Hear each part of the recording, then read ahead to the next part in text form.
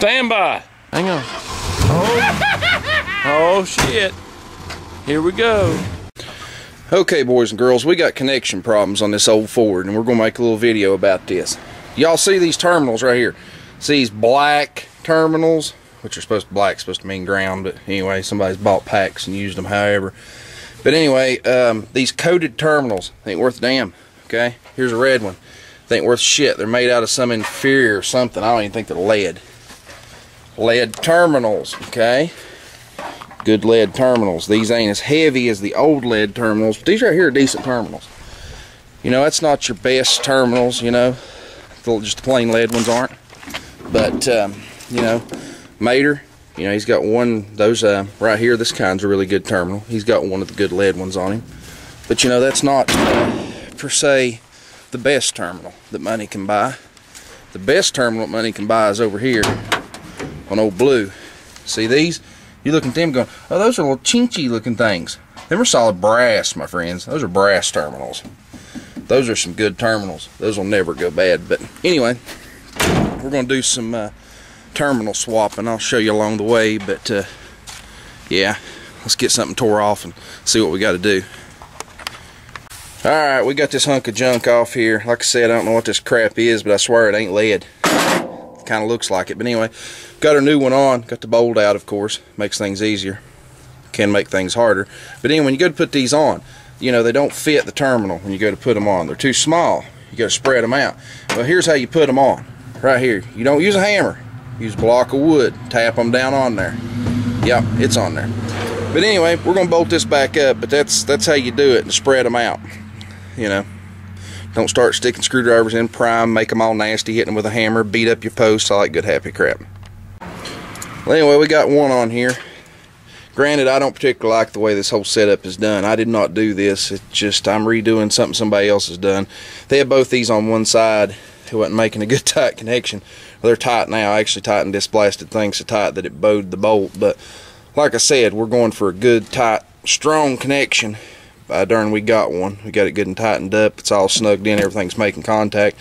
These cables look a little rough here and there, but they tested out good with the meter. So anyway, the next step is we got to replace this one because this one's just junk, lever lock crap. I don't know. Anyway, then the hot one on that side, it's got a way too short negative cable on that side, but it is what it is. Yeah, it is what it is. It's just taunt, but I don't like it, but can't fix it right now. So I could easily fix it, but I'm not right now. Yeah, anyway, let's get on with this. Let's get these other two on here. You gotta go. You need a truck. Just fact, the wheel lift and starting and this, that, and the other. It's like it's working off that battery sometimes, this battery sometimes, neither battery sometimes. Just no connections. Bad, bad, bad.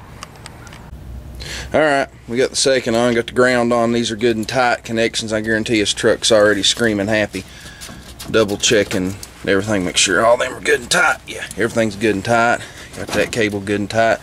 Even though I don't really like the looks of this little wimpy ass positive cable going to start, but it'll work for now. Let's grab us a 7/16 and a half. I grabbed a 3/8 and a 10 just because sometimes these bolts are, but they're not in this case. One more new terminal, two junk terminals.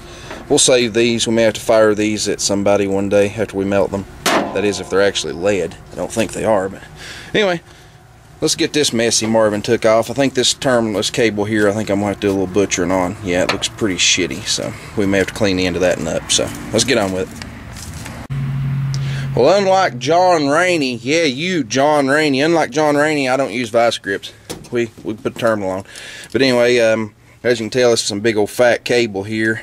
It was just a little wrinkled up around the edges, but it's clean. I mean, it's as good as it gets. I didn't cut it back. I don't see the need to. I was getting connection, except for where the terminals were bad. But anyway, I got me a new terminal on. Got it good and tight. I took this one, loosened it up. This one's all to pieces. It needs a new one, but I just don't have enough give really to put one on it. I'm going to have to dig up another ground cable, but that's a project for another day. You know, it's good enough. This is a secondary battery. Main start battery's over there. But anyway, loosened it up, took a block of wood, beat it down, got me a gap back right here, and then tightened it up. You know, it's stretched beyond, but it's tight now. So everything's good and tight, you know. These wires and stuff here, I don't like how they're ran and crap like that. But that's, like I said, a project for another day. They're not gonna like short out today. But let's pick up the tools and this, that, and the other, and let's get on the road. We're gonna haul off some aluminum cans. We're going to haul off some old car batteries, and we're gonna go by a buddy of mine's place that does exhaust work in his backyard. He did it for many years. He don't work in the field anymore, but when the place he worked for closed up, he bought the equipment. And it's one of those things, if you're his buddy, you can come over and kind of use the shop sort of deal. He'll help you, he'll get you the pipe and stuff, and you just kind of put an exhaust system on. So we're gonna fix the exhaust system on this old truck. He's done many exhaust systems for me over the years, like that, and even the Blue Ford when it was still full before I had to cut the back half of it off. But anyway, he does real good work. But like I said, he's not a normal shop that everybody can just walk into. He's not a for hire shop, so I don't know how he'll be on video. He may let me video, he may not, so don't expect it, but you might get it. Anyway, let's get this mess cleaned up and get the hell out of here.